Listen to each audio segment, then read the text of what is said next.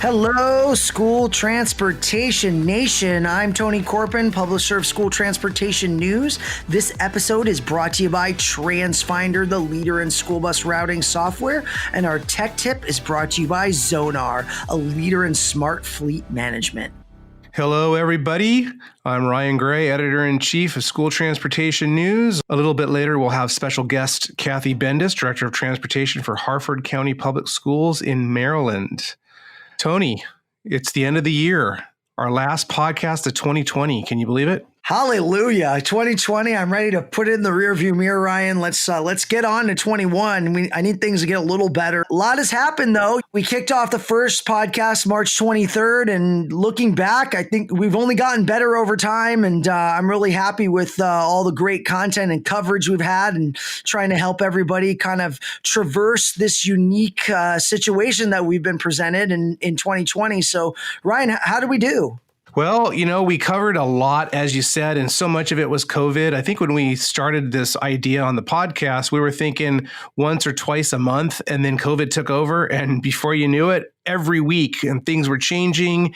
No one had any answers to all these crazy questions, and there's still far too many questions, unfortunately, but just the demand for the updates kept piling in, and we just saw that there was this need to communicate to everybody, and that's what the industry's done. That's what we've done in general in society.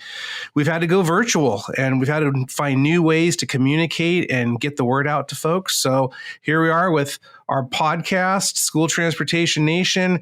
Certainly, I am looking forward to 2021. I know you said you are. I think everybody is. Everybody has been just saying, we can't wait till this year is over. So here we are. And with that said, some promising news out there. The vaccine, it looks like it is here as we were recording this. The Food and Drug Administration was set to approve the very first vaccine from Pfizer. This came after weeks of reports and much anxiety and interest in getting this vaccine out there so that we can hopefully start getting closer towards this herd immunity that everyone is so much looking forward to try to get over COVID. So this is what we know right now. When everyone hears this podcast, we hopefully will have our first COVID-19 doses out there in the mainstream. Of course, it's going to nursing homes first, and those nursing home workers, doctors, hospitals, and whatnot. Still waiting to hear from the states on what the decision is going to be on where school bus drivers rank in that pecking order. But what it looks like is that the Pfizer vaccine is here. We imagine that Moderna is very close behind.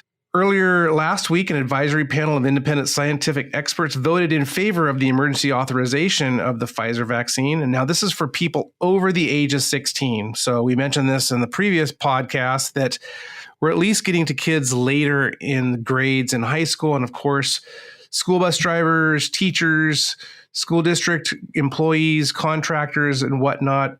This follows news, of course, that Great Britain has granted emergency authorization for their Pfizer vaccine. Canada has done the same. Interestingly enough, saw that Russia, their head health czar, if you will, no pun intended or pun intended, warned people that they should abstain from drinking alcohol 2 weeks prior to getting their Russian vaccine and then stay dry for the next 2 months. No such warnings have been issued so far in the U.S. I'm sure that comes to a relief to a lot of people, but we'll wait and see. Again, Pfizer is just coming out right now. There was a 53-page paper that was released last week when the news was moving forward that FDA would go ahead and approve it. So the initial Pfizer trial was 40,000 people participated, 16 years and older again. The briefing states that, the potential benefits outweigh its known and potential risks, unquote. But not everyone is eager to take the vaccine. There's the anti-vax organization Children's Health Defense that's calling for further studies, especially for elderly and Blacks. It analyzed the FDA paper and found that 2% of the trial patients were ages 75 years and older, so not very many of that 40,000. And they also didn't have the pre-existing health conditions. So there is still a lot of anxiety about this vaccine. Certainly, who's going to be required to take it? We'll talk a little bit later to Cathy Bendis at Harford County Public Schools. She's going to weigh in on some of her thoughts. Again, not a lot known yet on if this is going to be something that's required for school bus drivers to take. You would think, we talked about this last week, Tony, that it would be awfully hard for a lot of employers to require their employees to take this vaccine. But I'm hearing now that, depending on how they're ranked in their state for getting this vaccine, if they fall underneath an essential worker, which school bus drivers have been ranked by the Department of Homeland Security, that could be a requirement from a safety standpoint. So again, we 50 different states doing 50 different things. We'll see as we definitely get into the new year how this is shaping up. But during a press conference last week on Operation Warp Speed's role in the speedy development both of the Pfizer and Moderna vaccines, President Trump said that there are more candidates coming. We know that Johnson & Johnson is working on one, so is AstraZeneca. He also mentioned the potential use of the Defense Production Act, which was enacted several times over this past year to address the COVID-19 shortages.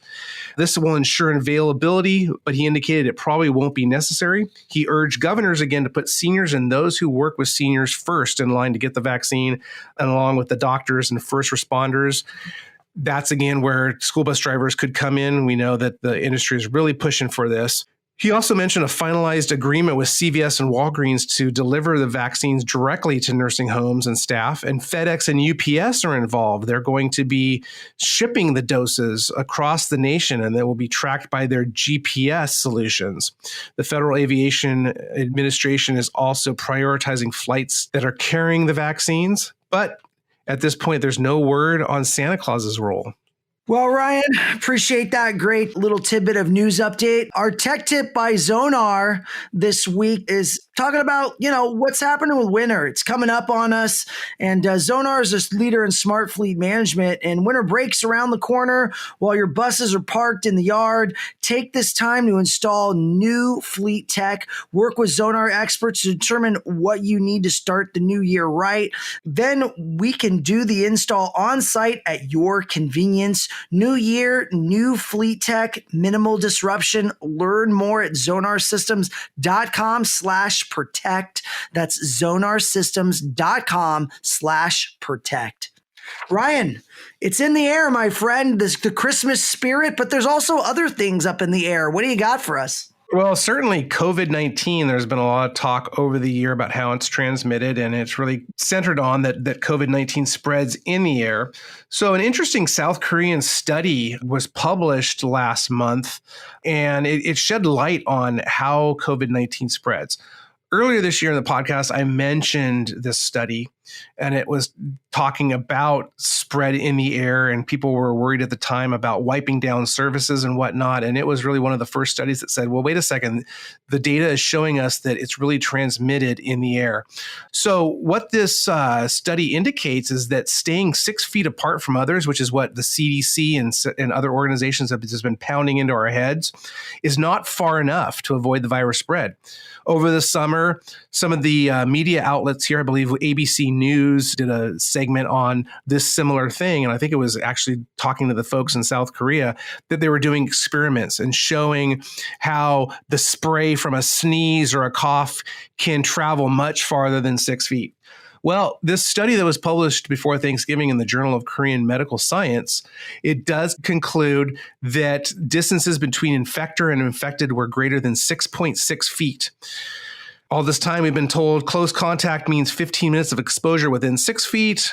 But in this study, they found an infected high school student who contracted COVID after only 5 minutes of exposure from more than 20 feet away. Apparently, this girl was eating in a restaurant in indoor dining, and she was in the same restaurant for a few minutes as a door-to-door salesman from a neighboring province. And CCTV footage shows the girl and the woman sat across the restaurant and never spoke, never touched any common surfaces, but there was a ceiling-mounted air conditioning unit that was running at the time, and it moved large droplets from the woman across the dining room and infected the teenager as well as several other people that were sitting in the proximity. Basically, what they found is there was this vortex of air that grabbed the COVID-19 infected air and created like a valley through the restaurant. And it was interesting that the folks that were sitting with their back to the woman that was infected, they didn't contract the virus. It was the people like this high school student that were seated facing the woman that did get it. There was another study from Guangzhou, China in July also found that a woman infected 27 people in a Starbucks by sitting under a second floor ceiling AC unit. So what can we draw from this? I think that, we've heard so much about ventilation systems and all these new solutions on the market to address the need to air out school buses rather than just keeping the windows down, because of certainly here we are now. Winter is right around the corner. It's a week away, days away even. And the temperatures have dropped considerably all across the nation. And we know that going forward over the next couple of months, keeping windows down is just not going to be an option. And even running the air conditioning unit in school buses, that could obviously be problematic in light of these studies. So, it's going to be very interesting, Tony. I keep saying that over and over again. Interesting. But, there's so much that still needs to be learned, but slowly and surely things are coming to light. And we'll see how student transporters and the transportation nation meet the demand. Yeah, Ryan, I think, one of the other big factors that we talk a lot about is the budget to be able to access technology, access new equipment, the need for new equipment. What do you need to buy at this moment in time? A lot of people are kind of laying in wait to decide how do they use their budget that came from, 2021, which really was before COVID. And I'm sure some people have taken a bit of a haircut in between that time period. But, for those that have a little extra budget left, they're trying to earmark different products and services. I'm hearing a lot about fleet optimization being a key investment for many districts. And I'm sure people are also looking forward to maybe what's going to come of the stimulus, because of the big fear about a potential fiscal cliff coming in the 21-22 school budget year if the federal government doesn't maybe step in and backstop school budgets. It could get really ugly. What kind of update you have for us, Ryan, on the stimulus? Well, as the podcast airs, hopefully we already have a stimulus deal from Congress. But if not, within a matter of a couple of days, really, we're looking at a deadline of the 18th of December. Congress set the stage to meet that deadline last week by approving a 1-week extension to funding the government. So we have that bit of business that we had to get over. The current funding level was set to expire, but lawmakers now have time to really drill down in the negotiations on this stimulus package. So as you mentioned, Tony, money, that's what folks need, whether we're in schools or we're just trying to pay the rent or the mortgage. So many people are still out of work, and certainly the shutdowns that have occurred because of the second or third or fourth wave, whatever you want to call it, of COVID has taken hold. Restaurants have shut down. It was interesting to see that New York City finally shut down their indoor dining after here in LA County, we haven't been able to eat inside a restaurant in months and months and months. And we currently cannot even eat outdoors. So it was good to see that New York City joined the ranks. But as we discussed last week, the current number for this stimulus proposal sits at around $908 billion, with $45 billion earmarked for transportation. The motor coach industry and by extension private school bus contractors hope to get $8 billion in relief. The United Motor Coach Association provided an overview of the bill last week. So what we're looking at right now anyways is $300 billion for a second payroll protection program, which is focused on businesses with 300 or fewer employees that sustained a 30% revenue loss in any quarter during 2020. It would also expand forgivable expenses to include supplier costs and investments in facility modifications and PPE to operate safely during COVID-19. So the sticking point here with the proposal is a stimulus check for every American. So far, that is not included. There was a $916 billion White House proposal last week that included $600 per person, but it would reduce the unemployment benefits. The House rejected that plan, saying it would distract from ongoing negotiations over the framework of the $908 billion bill.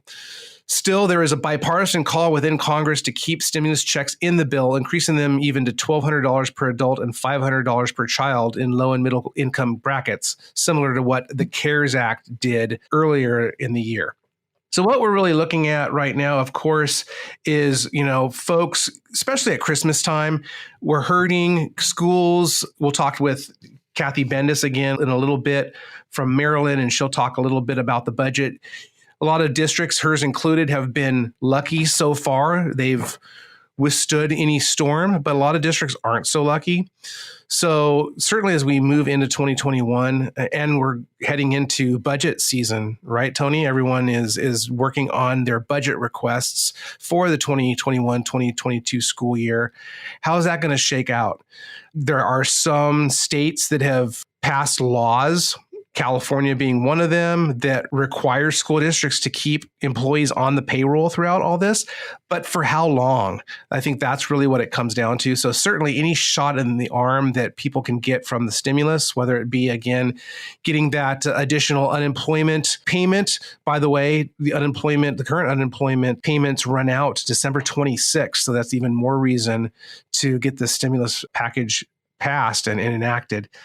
Folks just need that help.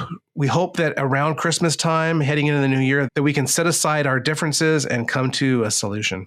Yeah, hopefully all that comes through, Ryan. I know there's been a lot of talk about it, a lot of hope out there to try to get some money out there to help people. And, Congress may still be mulling this over and, the stimulus could come, but maybe not. But our friends at TransFinder have released their own funding package called the CARES Act. It expires on December 31st. TransFinder cares, and this innovative software company also acts. The CARES Act stands for Client Aid Relief for Evolutionary Software. Really, it's revolutionary. And if you take advantage of the CARES Act, TransFinder can get its revolutionary Route Finder Plus into your hands for as low as $4,995. Route Finder Plus is a browser-based routing software that utilizes TransFinder's proprietary artificial intelligence optimization to build the safest routes and bus stops in school transportation. Plus has proven to be critical. The software is used by schools coast to coast that are dealing with complex routing needs as districts adapt and react to the pandemic. It will play an even bigger role in 2021. Bring Plus into your district for as little as $4,995. The deal expires at the stroke of midnight on New Year's Eve, December 31st. So email getplus@transfinder.com and write TransFinder Cares in the subject line, or get started. Call 800-373-3609. That's 800-373-3609 and say to the operator standing by that you want to take advantage of that CARES Act. Stay tuned. Next up, Ryan is going to be chatting with Cathy Bendis from Harford County Public Schools in Maryland. We want to welcome to the podcast stage Cathy Bendis, Director of Transportation for Harford County Public Schools in Maryland. That's northeast of Baltimore. Cathy, thank you so much for joining us. Thank you so much for having me, Ryan. I greatly appreciate the opportunity. Well, what really brought my attention to what you guys are doing right now, we're talking about COVID, right? But it's also Christmas time. And I learned recently of this toy drive that your district has been running. Tell us about that. So every year we try to participate with a local organization in efforts to try to help, the community that's in need. This year, I was a little concerned about how it was going to go because obviously we know that there's so many of our own staff members who may be experiencing some financial distress, whether it be from, their spouse or other concerns going on that might be health related. And obviously not being connected, I was a little bit concerned how it was going to go. But this year we did decide to support our local Harford County Sheriff's Office with their toy and food drive. And it was an overwhelming success. Certainly, people can go over to stlonline.com and read an article about this program. But what really grabbed my attention, Cathy, was the sheer number. I mean, there's some great photos of all of the toys and some of the food and whatnot that was gathered. So how many toys in all did you guys in the sheriff's office pull together? So it was definitely an overwhelming amount of support that we received from all of the drivers and our contractors. And we actually were able to fill our entire training room, classroom. So I never counted the toys. However, I can tell you we probably had at least 10 dump trucks, 2 tables filled with board games. We had an entire section of stuffed animals.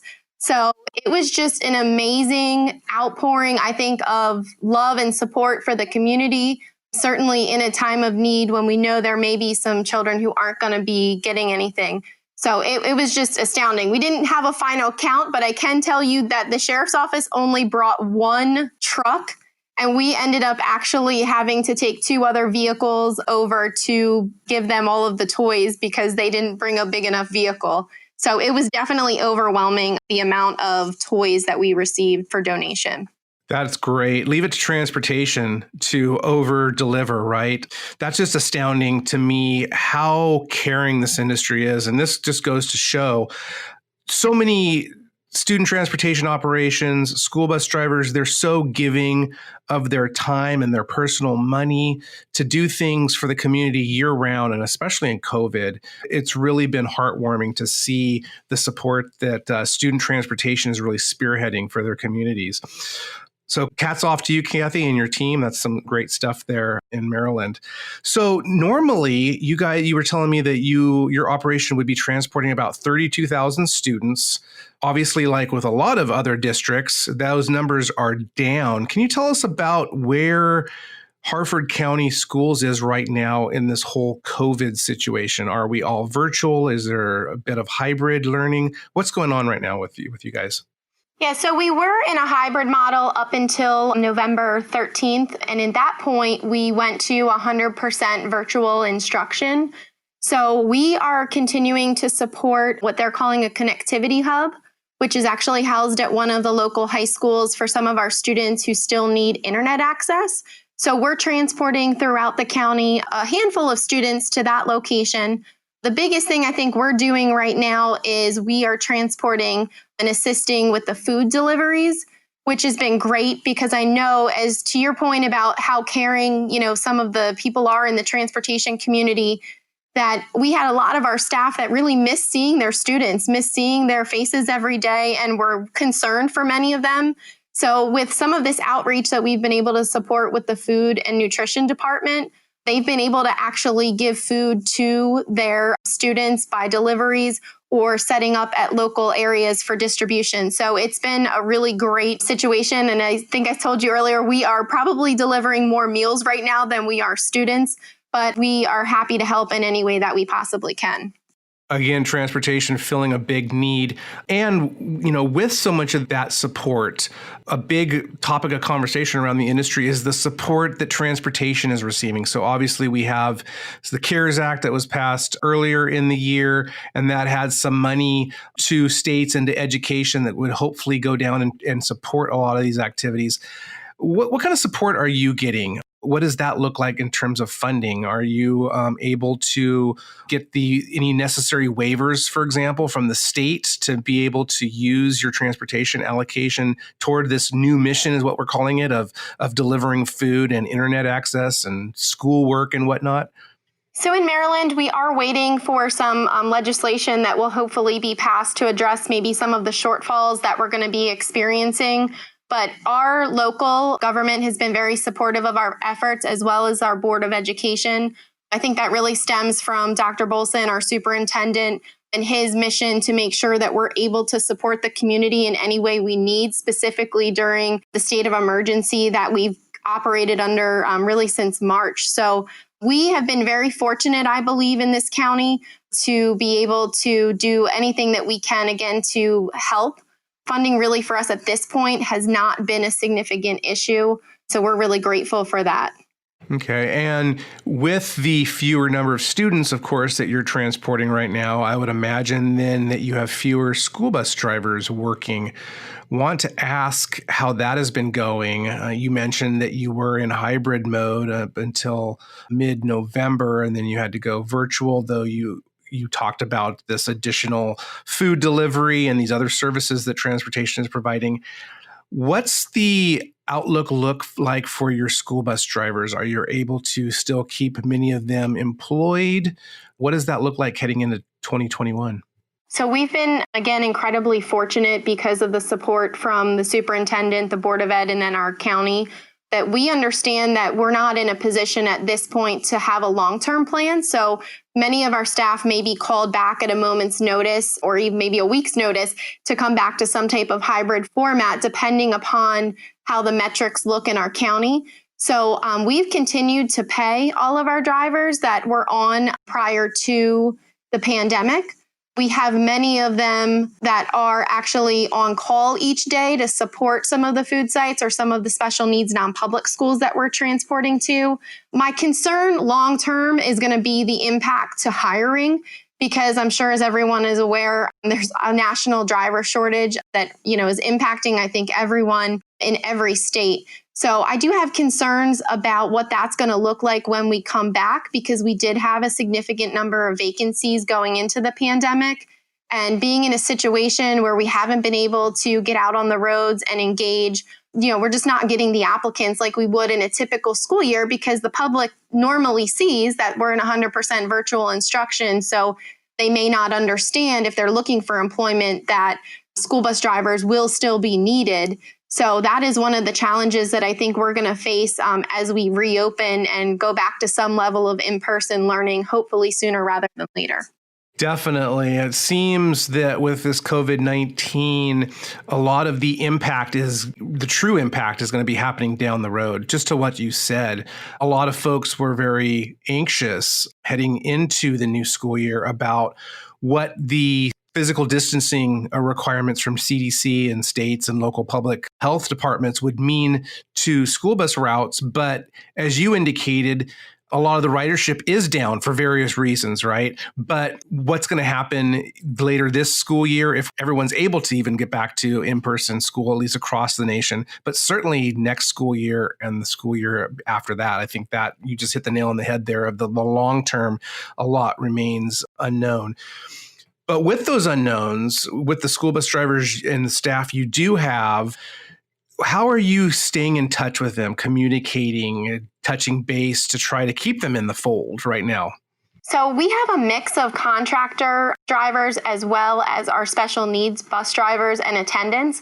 So our special needs staff is actually employed by the county. We have a great team in place in my office, and they have gone above and beyond to try to support the drivers during this time. Today, for instance, they were out delivering handmade ornaments to each driver. We actually had a logistical plan in place so that everybody would be social distance in order for them to pick up their ornament. And we're trying to do different things to keep people engaged. We are very fortunate that we did virtual in-service training. And I think that one of the great things out of this is that many people who were very uncomfortable with computers are now comfortable doing online meetings, because there really was no other option. So we've been able to do some meetings each month. I've continued with the standard meetings that we would have even if we were in person. And we're actually doing an additional in-service training next week, really just to try to stay connected to everyone, because that is definitely one of the things that is concerning when everyone is at home or we're driving at such a small scale that, we start to lose that engagement from the staff. So we're trying to reach out to them, remind them that we're still here, we're still available, and that we hope to be back on the road sooner rather than later. And some of that outreach, no doubt, has to do with the vaccine. As we record this, the Food and Drug Administration was set to approve the first COVID-19 vaccine from Pfizer. So obviously, Cathy, you and your staff have to be thinking about this vaccine and how you are going to move forward. Has there been any thought about, or maybe even conversations with drivers already about the vaccine? Is this going to be something that's going to be required? Is it going to be optional? What's that looking like right now? So at this point, we haven't made a decision whether or not there would be a need to require people to get the vaccine. It's my understanding at this point, and obviously given that things are rapidly evolving every day, that drivers as part of the school system may be considered within Maryland in the phase 2 distribution of vaccines. I was able to get that information from nurse coordinator today. So hopefully that will be the case, and that if that is available, that those drivers who wish to seek that out will be able to do that. Again, I don't know that we're at the point where we would be requiring it. I think there'd have to be a lot of further discussion regarding that and what that would look like. Certainly. And the way I understand it too is the governors really are making those ultimate decisions on who gets the vaccine first, but have also heard that folks will be lined up in terms of safety sensitivity. So obviously you're talking first responders, medical staff, nursing homes, of course. But in terms of safety, of course, school buses right there, or should be at the top of the list. So a lot to be figured out there, Cathy, still. But I want to thank you for coming on and sharing what's going on at Harford County in Maryland. May you and yours have a Merry Christmas and a Happy Holidays. Thanks again for sharing your thoughts with us. Same to you, Ryan. Merry Christmas, Happy New Year, and may 2021 be a little less stressful for all of us. Thank you so much. I second that. Thank you, Cathy. Hey, thanks, Cathy and Ryan, for that great discussion. Remember, you can visit stnonline.com for all your news, information, analysis, and all aspects of student transportation. Also, don't forget to register for the STN Expo virtual January 25th through the 27th. You can find out more at stnexpovirtual.com. We've got great keynote speakers lined up for you to enjoy, as well as a real robust education schedule focused on leadership, innovation, and safety.